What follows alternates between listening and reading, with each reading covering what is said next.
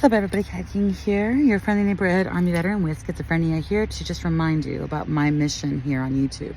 My mission, and if you know anything about the Army, you have probably heard something called the Soldier's Creed.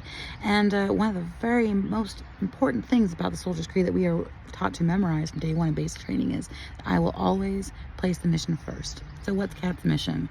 My mission is simple: to create positive, long-term outcomes for people like me with schizophrenia, especially military veterans. My top priority.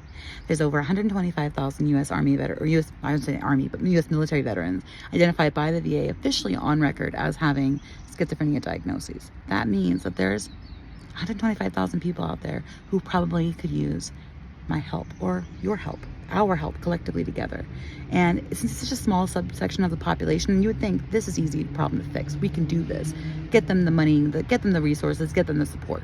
And yet, there's still a lot of suffering. I'm still suffering. And if I'm suffering, I know other people out there like me are still suffering, right? So what can we do for them? Percept AR, an app which the biggest hurdle to creating any kind of technology for people with schizophrenia is earning trust. How do we engender trust in technology, especially when most of us with schizophrenia don't trust technology, right? And with good reason nowadays, right? There's that. There's also the Perceptor app, the idea that there could be an app that is fully accessible to anybody who needs it, completely free, 24/7, 365 days a year, that allows you to ground yourself in real time by determining whether or not what you're seeing is real or not, and then also directing you to real-time GPS located resources in your area wherever you are. That's Perceptor. Those are the two main goals for the app that I'm developing. My second part of my mission is through narratives and through storytelling and art. Glass Stars. Glass Stars is my sci-fi series. It's all about a woman with schizophrenia who creates this digital world and a metaverse, essentially, in the future. And then it becomes humanity's last hope. And the trick of this is that inside the simulation, she doesn't hear the voices, she doesn't see the hallucinations. So that sanctuary, it sort of like inadvertently becomes humanity's last ditch hope for survival.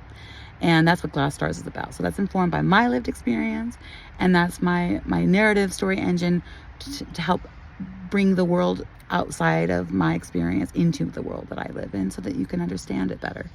And then spread that awareness to other people who don't have any idea about schizophrenia, what it's really like for people like me.